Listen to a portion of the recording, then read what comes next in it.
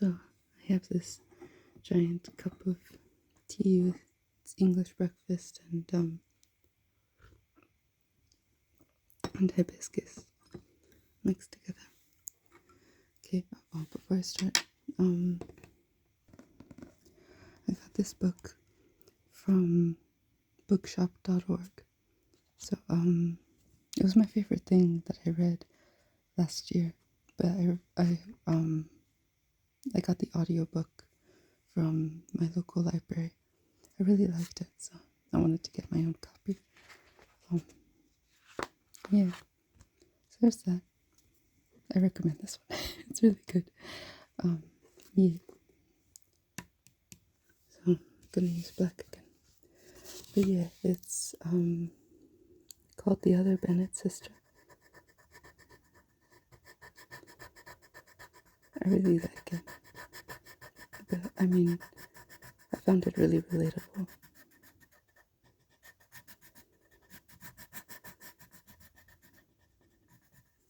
The way they make Mary Bennet, or the way she, the author, makes Mary Bennet.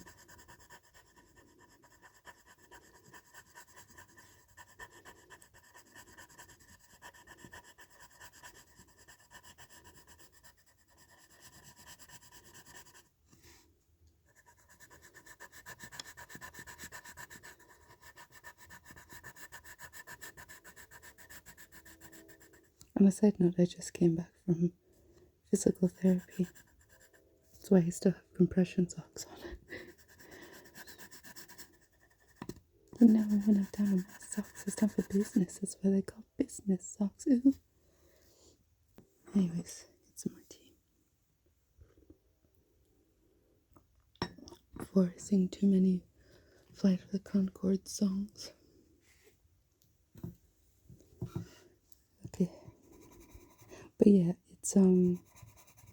it's different from the original Pride and Prejudice. But at the same time, it feels almost like you're reading a Jane Austen, which is kind of cool.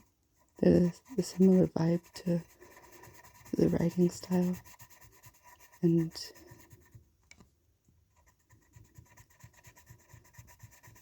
I think, you know how she kind of sort of quietly is criticizing her society, you know, like the way the world was, the way it treated women, the way people treated women, how it was normalized. And she quietly, not quietly, but, you know, expresses her frustration about it. And it's a similar thing, similar vibe to the other Jane Austen novels. And there's kind of little nods to the other stories as well, the other Jane Austen novels, like in the writing style.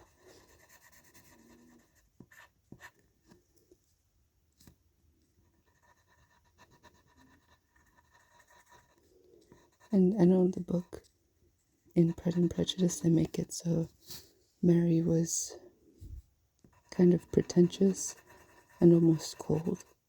But also you have to keep in mind that it's in the perspective of Elizabeth Bennet. And the whole thing, the whole story in Pride and Prejudice was that she was kind of judging things too quickly.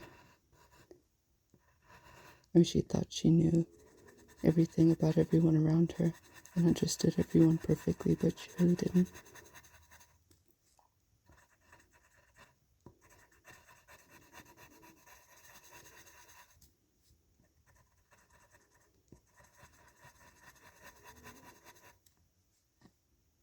So it gives a little bit of insight into Mary Bennet. Because now this one is in her eyes. And poor thing, she was like basically bullied by her mom because she was plain, and that kind of like held them back in a way, because you have to be conventionally attractive for that time, and also wealthy, but they weren't wealthy. So it's like she was at a disadvantage, and all she cared about was getting her daughters married.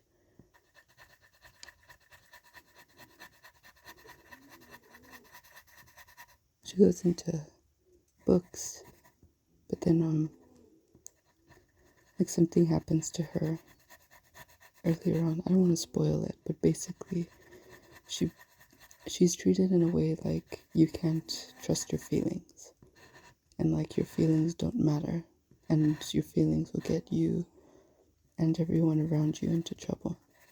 So she just quickly learns to repress it, repress how she feels. Conceal, don't feel, don't let them know. She just,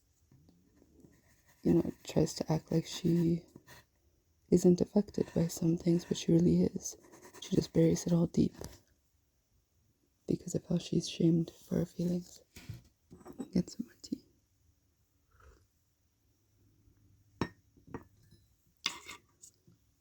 So, that's grey now. I thought for a second it looked like I needed to sharpen it. I think it's fine. But yeah, that's how she ends up getting really into being more of a intellectual sort of person, like really studious, and she likes more what they would think of as bland sort of books. And get this one. But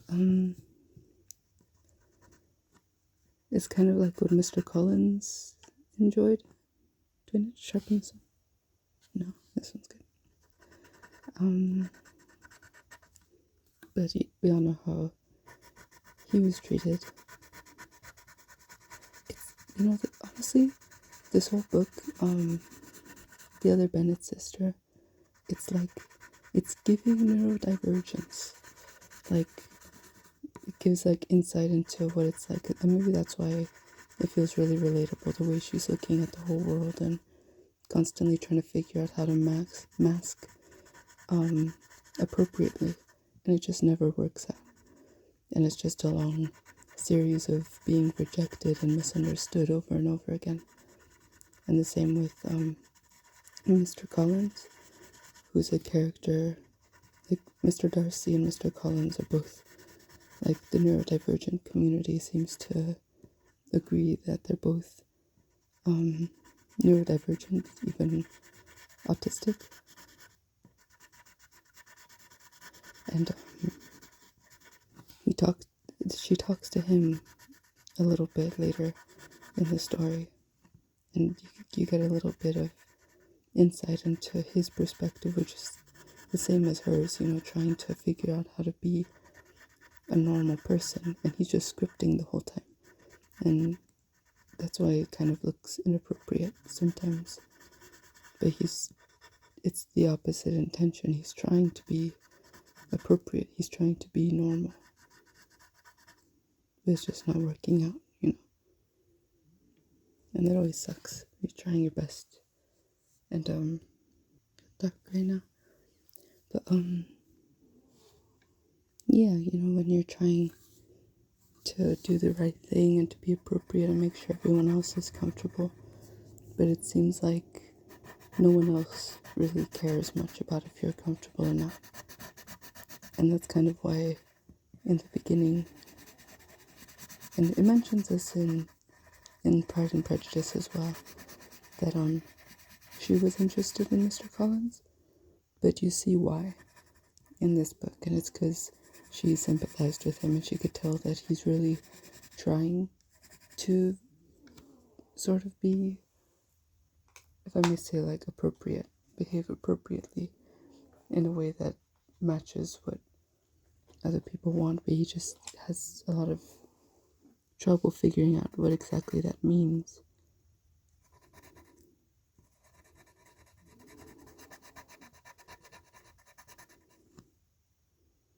Wait, did I use this color? Is that this one? I got my colors all mixed up.